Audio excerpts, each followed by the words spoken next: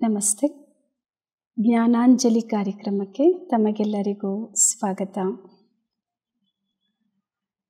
ಇಂದಿನ ಈ ಸಂಚಿಕೆಯಲ್ಲಿ ನಾವೆಲ್ಲರೂ ಸರ್ವಶ್ರೇಷ್ಠರಾದಂತಹ ಪರಮಾತ್ಮನ ಪರಿಚಯವನ್ನು ತಿಳ್ಕೊಳ್ಳೋಣ.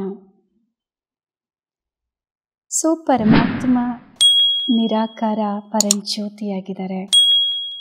ಪರಮಾತ್ಮನ ಪೂರ್ಣ ಪರಿಚಯ ಏನು? ಆತ್ಮ ಹೇಗೆ ರೂಪದಲ್ಲಿ ಜ್ಯೋತಿರ್ಬಿಂದು ಸ್ವರೂಪ ಆಗಿದೆ, ಹಾಗೆ ಆತ್ಮಗಳ ತಂದೆ ಪರಮಪ್ರಿಯ ಪರಮಾತ್ಮನು ಕೂಡ ನಿರಾಕಾರ ಜ್ಯೋತಿರ್ಬಿಂದುವಾಗಿದ್ದಾರೆ. ಹಾಗೆ ಪರಮಾತ್ಮ ಗುಣಗಳಲ್ಲಿ ಸಾಗರ ಆಗಿದ್ದಾರೆ. ಹೇಗೆ ಆತ್ಮ ಸತೋ ಗುಣಗಳನ್ನು ತುಂಬಿಕೊಂಡಿದೆ, ಹಾಗೆ ಪರಮಾತ್ಮ ಸತೋ ಗುಣಗಳಲ್ಲಿ ಸಾಗರರಾಗಿದ್ದಾರೆ. ಪರಮಾತ್ಮನ ನಾಮನೇ ಆಗಿದೆ ಶಿವ ಅಂತ. ಅದಕ್ಕೆ ಪರಮಾತ್ಮನಿಗೆ ಹೇಳಲಾಗುತ್ತೆ ಸತ್ಯಂ ಶಿವಂ ಸುಂದರಂ. ಭಗವಂತ ನಿರಾಕಾರ ಜ್ಯೋತಿರ್ಬಿಂದು ಸ್ವರೂಪ ಆಗಿದ್ದಾರೆ, ಅವರೇ ಸತ್ಯ ಆಗಿದ್ದಾರೆ ಮತ್ತು ಅವರು ಸುಂದರಂ ಆಗಿದ್ದಾರೆ. ಏಕೆಂದರೆ ಭಗವಂತ ಎವರ್ ಪ್ಯೂರ್ ಆಗಿರುವಂಥದ್ದು. ಅದಕ್ಕೋಸ್ಕರ ಪರಮಾತ್ಮನಿಗೆ ಸತ್ಯಂ ಶಿವಂ ಸುಂದರಂ ಅಂತ ಹೇಳಲಾಗುತ್ತೆ.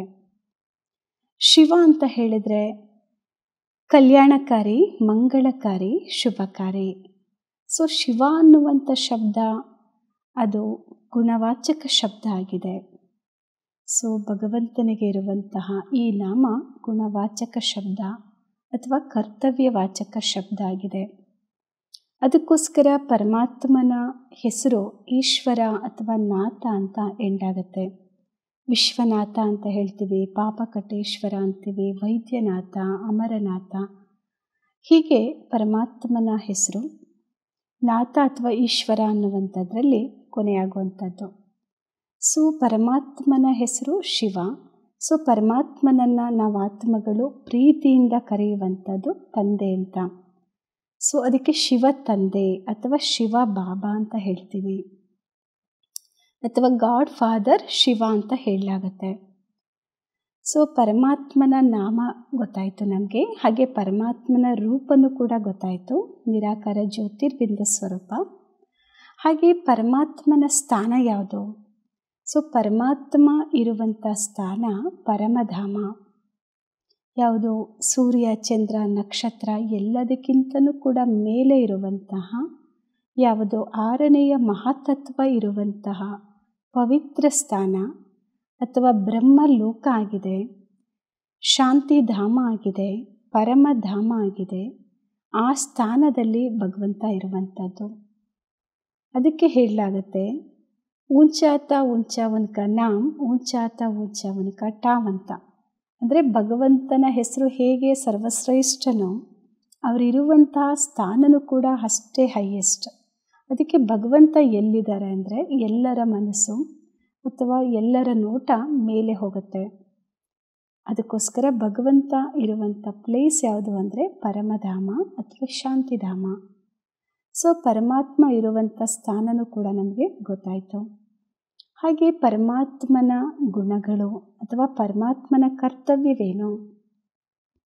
ಪರಮಾತ್ಮ ಈ ಸೃಷ್ಟಿ ನಾಟಕ ರಂಗದಲ್ಲಿ ಸಂಗಮ ಯುಗದಲ್ಲಿ ಬಂದು ನಾವು ಆತ್ಮಗಳಿಗೆ ಜ್ಞಾನವನ್ನು ಹಾಗೂ ರಾಜಯೋಗವನ್ನು ಕಲಿಸ್ಕೊಡ್ತಾರೆ. ನಾವು ಆತ್ಮಗಳನ್ನು ಪತಿತರನ್ನು ಪಾವನ ಮಾಡುವಂಥದ್ದು ಭಗವಂತನ ಕರ್ತವ್ಯ ಆಗಿದೆ. ನಾವು ಆತ್ಮಗಳು ಈ ಸೃಷ್ಟಿ ಎಂಬ ನಾಟಕ ರಂಗದಲ್ಲಿ ಜನನ ಮರಣ ಚಕ್ರದಲ್ಲಿ ಬಂದು ಪತಿತರಾಗಿದ್ದೀವಿ, ಅಂದರೆ ಅಪವಿತ್ರರಾಗಿದ್ದೀವಿ. ಈಗ ಪುನಃ ಭಗವಂತ ನಮ್ಮನ್ನೆಲ್ಲ ಪವಿತ್ರ ಮಾಡ್ತಾ ಇದ್ದಾರೆ. ಪರಮಾತ್ಮ ತಂದೆ ಪವಿತ್ರತೆಯ ಸಾಗರ ಆಗಿದ್ದಾರೆ. ಹಾಗೆ ಪರಮಾತ್ಮ ತಂದೆ ಜ್ಞಾನ ಸಾಗರ ಆಗಿದ್ದಾರೆ. ಪರಮಾತ್ಮ ಶಿಕ್ಷಕರಾಗಿ, ಪರಮ ಶಿಕ್ಷಕರಾಗಿ ನಮಗೆ ಜ್ಞಾನವನ್ನು ಕೊಡ್ತಾ ಇದ್ದಾರೆ.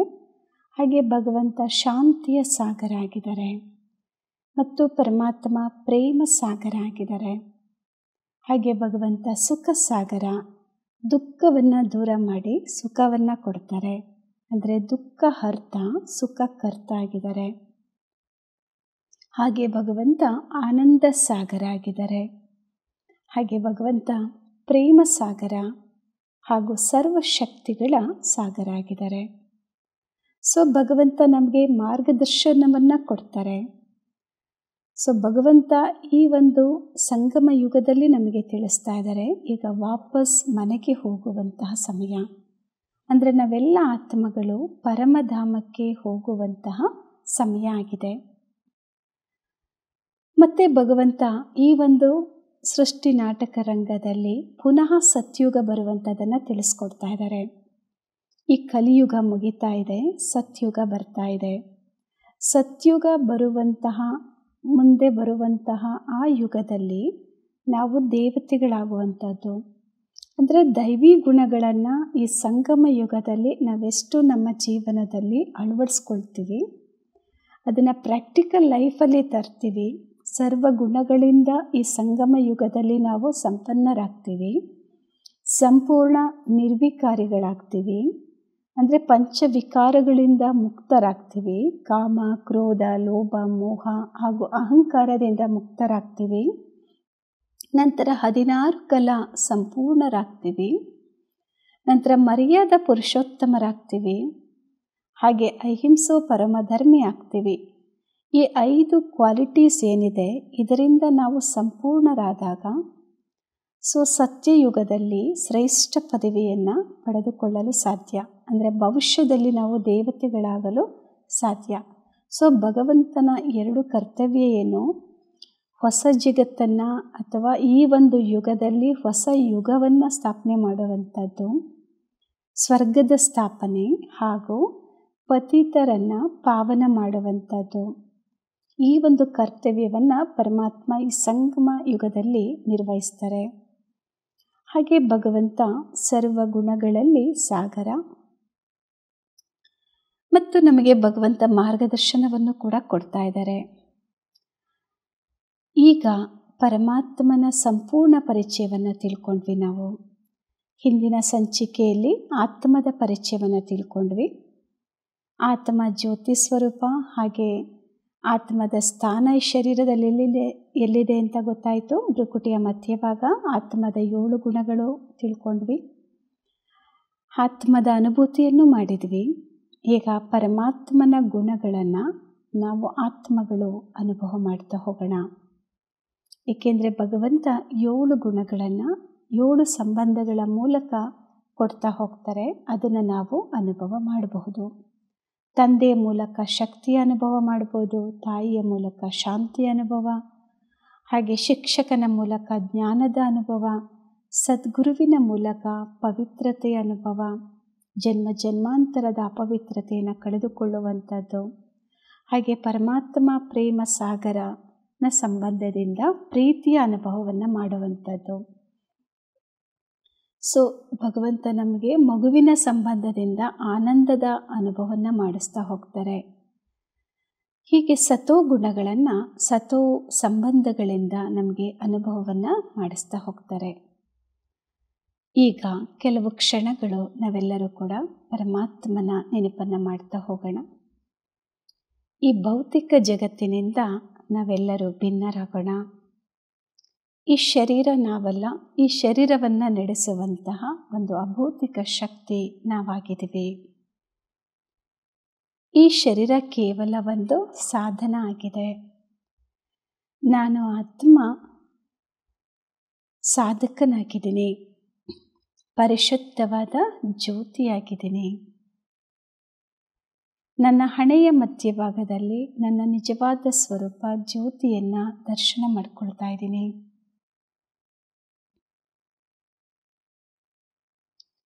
ನಾನು ಜ್ಯೋತಿ ಶಾಂತಿಯ ಶಕ್ತಿಯಾಗಿದ್ದೀನಿ.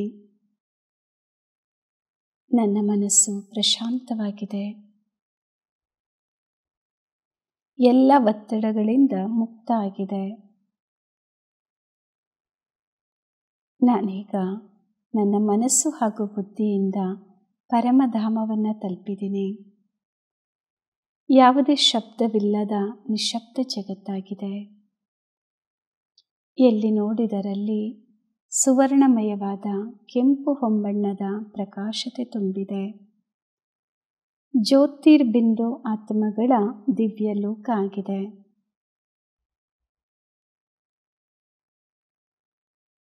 ನಾನು ಜ್ಯೋತಿ. ಈ ಒಂದು ನನ್ನ ಸಿಹಿಯಾದಂತಹ ಶಾಂತಿಧಾಮದಲ್ಲಿ ಸಂಪೂರ್ಣವಾಗಿ ಶಾಂತಿ ಅನುಭವವನ್ನು ಮಾಡ್ತಾ ಇದ್ದೀನಿ. ನಾನೀಗ ನನ್ನ ಸನ್ಮುಖದಲ್ಲಿ ಸರ್ವಶ್ರೇಷ್ಠರಾದ ಪರಂಜ್ಯೋತಿ ಶಿವ ತಂದೆಯನ್ನು ದರ್ಶನ ಮಾಡ್ತಾ ಇದ್ದೀನಿ.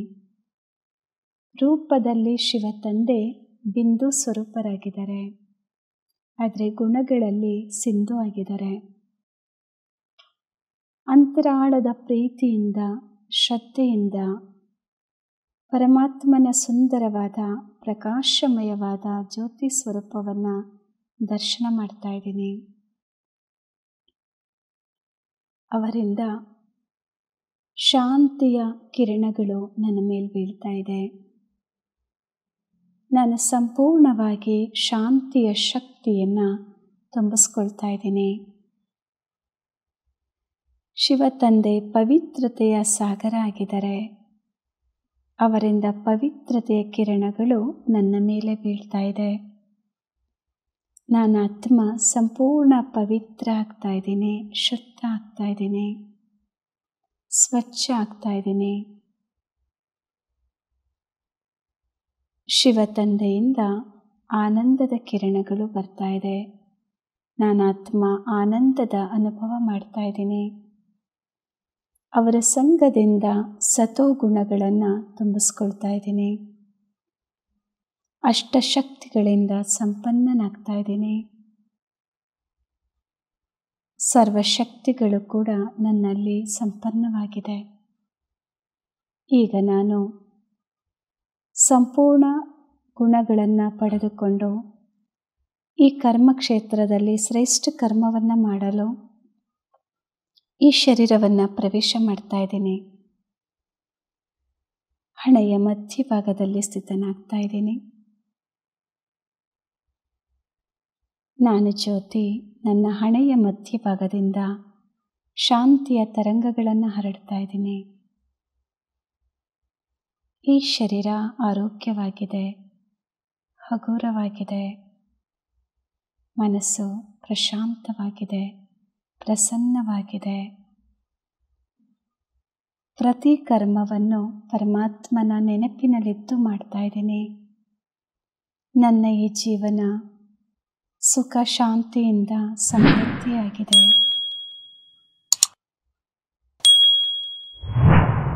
ಈ ಜೀವನ ಸಂತೋಷದಿಂದ ಕೂಡಿದೆ. ಶಿವ ತಂದೆಗೆ ನಾನು ಜ್ಯೋತಿ ಧನ್ಯವಾದಗಳನ್ನು ಅರ್ಪಿಸ್ತಾ ಇದ್ದೀನಿ. Thank you Shiva Baba. Om Shanti Shanti Shanti.